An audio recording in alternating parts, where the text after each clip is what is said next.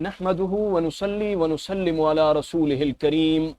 أما بعد فأعوذ بالله من الشيطان الرجيم بسم الله الرحمن الرحيم توبوا إلى الله جميعا أيها المؤمنون لعلكم تفلحون صدق الله العظيم وبلغنا رسوله النبي الكريم الأمين۔ محترم ناظرین کرام، آج کا ہمارا موضوع توبہ کی فضیلت میں ہے کہ توبہ کے کیا فوائد ہیں۔ جو آدمی اللہ تعالیٰ کی بارگاہ میں توبہ کرتا ہے، استغفار کرتا ہے، اپنے رب سے اپنے گناہوں کی معافی مانگتا ہے تو اس کو کیا کیا فضائل حاصل ہوتے ہیں۔ اور اس موقع پر ہمارے لیے ضروری ہے کہ ہم اس موقع پر خاص کر ہم توبہ و استغفار کریں۔ جس طرح ہمارے ملک پاکستان میں خطرناک اور شدید بارشوں کا سلسلہ جاری ہے، جس وجہ سے ملک کے اندر اضطراب ہے، پریشانی ہے، سرکار مدینہ صلی اللہ علیہ وآلہ وسلم کے غلاموں ضرورت ہے کہ ہم سب مل کر استغفار کریں، اللہ کی بارگاہ میں اپنے گناہوں کی معافی مانگے تاکہ اللہ تعالیٰ یہ عذاب ہم سے دور فرما دے۔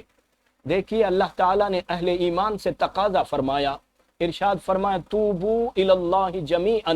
ایھا المؤمنون لعلکم تفلحون، کہ اے ایمان والو تم سب کے سب مل کر میری بارگاہ میں توبہ کرو۔ یا اللہ ہم سب اجتماعی توبہ کریں تو ہمیں انعام کیا ملے گا؟ تو رب العالمین نے ارشاد فرمایا لعلکم تفلحون، تم اجتماعی توبہ جب کرو گے تو تم کامیابی حاصل کر جاؤ گے، میں تم پر راضی ہو جاؤں گا۔ تو میرے بھائیو، اللہ تعالیٰ کو راضی کرنے کا ایک یہ اہم طریقہ ہے کہ ہم اللہ کی بارگاہ میں پکی اور سچی توبہ کریں، اپنے گناہوں کی معافی مانگیں تو اس قسم کے عذاب ہم پر مسلط نہیں ہو سکتے۔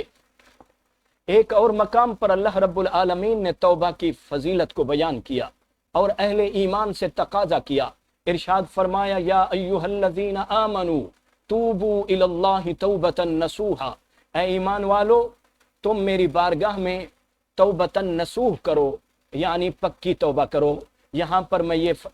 بات بھی ظاہر کر دوں کہ توبۃ نصوحا کیا ہے، پکی توبہ کیا ہے۔ نبی پاک صلی اللہ علیہ وآلہ وسلم کے غلاموں حضرت معاذ بن جبل رضی اللہ عنہ ارشاد فرماتے ہیں، جب یہ آیت کریمہ نازل ہوئی، اللہ تعالیٰ نے جس میں ارشاد فرمایا ایمان والو توبۃ نصوحا کرو میری بارگاہ میں، تو میں نے نبی کریم علیہ الصلوۃ والسلام سے پوچھا آقا توبۃ نصوحا کی کیا وضاحت ہے؟ تو حضور علیہ الصلوۃ والسلام نے ارشاد فرمایا جب تم گناہ سے توبہ کرو تو تمہاری زبان پر استغفار ہونا چاہیے، دوسری شرط یہ ہے کہ تمہارے دل میں گناہوں کے لیے شرمندگی ہونی چاہیے اور نادم تمہیں ہونا چاہیے، اور تیسری شرط یہ ہے کہ آئندہ اس گناہ کو نہ کرنے کا پکا اور پختہ ارادہ ہونا چاہیے۔ جب ہم اس طرح شرائط کے ساتھ توبہ کریں گے، زبان پر ہمارا استغفار ہوگا اور دل میں ہم نادم و شرمسار ہوں گے اور آئندہ اس گناہ کے نہ کرنے کا ارادہ کریں گے تو میرے بھائیوں پھر اللہ کی رحمت کے دروازے ہم پر کھل جائیں گے، جیسا کہ آگے اللہ تعالیٰ ارشاد فرماتا ہے وَيُكَفِّرْ عَنْكُمْ سَيِّئَاتِكُمْ، کہ میں تمہارے گناہوں کو معاف فرما دوں گا اگر تم نے سچی توبہ کی، وَيُدْخِلَكُمْ جَنَّاتٍ تَجْرِي مِن تَحْتِهَا الْأَنْهَارُ، ارشاد فرمایا تمہیں اس باغوں میں، ان باغوں میں داخل کروں گا جن کے نیچے نہریں جاری و ساری ہیں۔ ایک اور مقام پر رب العالمین نے ارشاد فرمایا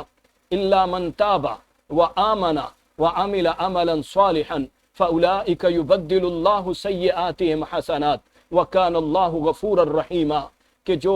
توبہ کرے، ایمان لائے اور اعمال صالحہ کرے اس کو کیا انعام ملے گا؟ تو رب العالمین نے فرمایا فَأُولَٰئِكَ يُبَدِّلُ اللَّهُ سَيِّئَاتِهِمْ حَسَنَاتٍ، ارشاد فرمایا یہی لوگ ہیں کہ جن کے گناہوں کو میں نیکیوں میں بدل دوں گا۔ وَكَانَ اللَّهُ غَفُورًا رَحِيمًا،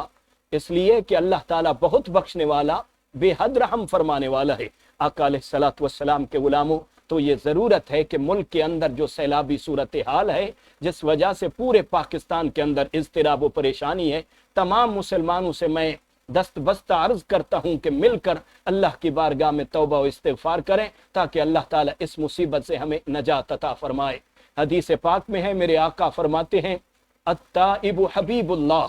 توبہ کرنے والا اللہ کا دوست ہوتا ہے۔ اور ایک مقام پر میرے آقا فرماتے ہیں التائب من الذنب کمن لا ذنب لہ، ارشاد فرمایا گناہوں سے سچی توبہ کرنے والا ایسا ہے جیسا کہ اس نے کوئی گناہ کیا ہی نہیں۔ اللہ تعالیٰ میرے چند کلمات قبول فرمائے، ہم سب کو اس پہ عمل کی توفیق عطا فرمائے۔ وآخر دعوانا ان الحمد للہ رب العالمین۔